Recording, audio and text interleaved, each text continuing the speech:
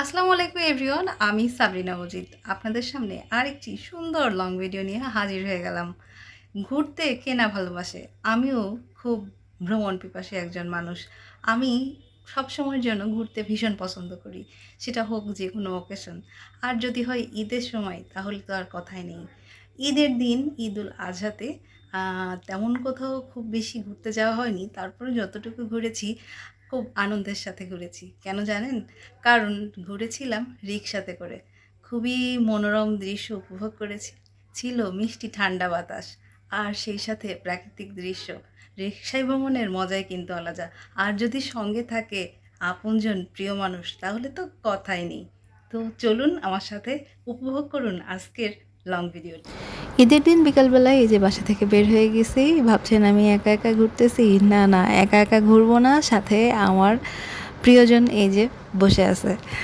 সে একটু দূরে ছিল, আমি রিকশায় করে এসে তাকে উঠিয়ে নিলাম। এখন এই যে ঘুরতে চলে যাচ্ছি।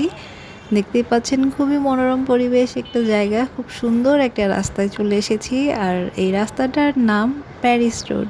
প্যারিস রোড নামে এই রোডটি খুবই বিখ্যাত বর্তমানে। তো দেখতেই পাচ্ছেন রাস্তার দুই পাশে কিন্তু খুব সুন্দর সারি সারি নারকেল গাছ দেখা যাচ্ছে, আর সেই সাথে দুই পাশে আছে সবুজ ধান ক্ষেত। অসাধারণ সুন্দর মনোরম একটা সুন্দর পরিবেশ। রিক্সাটা কিছুক্ষণ দাঁড় করিয়ে এই পরিবেশটা একটু উপভোগ করলাম। খুবই ভালো লাগছিল।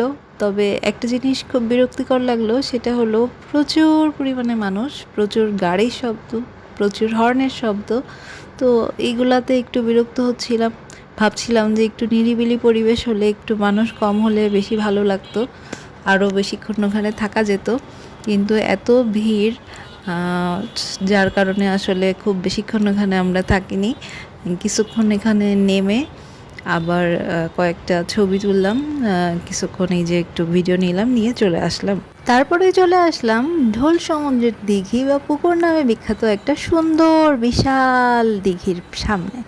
সামনে না পিছনে ঠিক জানি না, তবে একটা সুন্দর একটা পাড়ে এখন আসি। যদিও সন্ধ্যা হয়ে গেছে, কিছুটা অন্ধকার আবহাওয়া দেখেই বুঝতে পারছেন, তবু এখন এখানে প্রচুর মানুষের ভিড় দেখা যাচ্ছে। এখানে কিছু ফুচকা চটপটির দোকান বসেছে।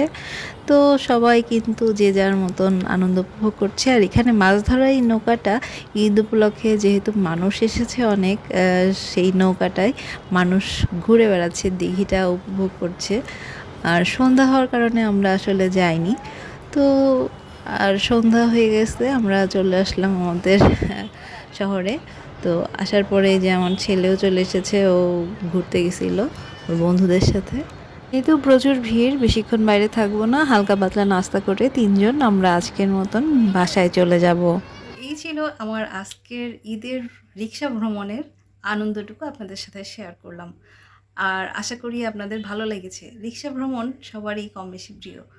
আর আমার যদি রিক্সা ভ্রমণটি আপনাদের পছন্দ হয়, ভালো লাগে ভিডিওটি, তাহলে অবশ্যই কমেন্ট বক্সে জানিয়ে যাবেন। আজকের মতন এই পর্যন্ত। Thanks for watching. আল্লাহ হাফেজ।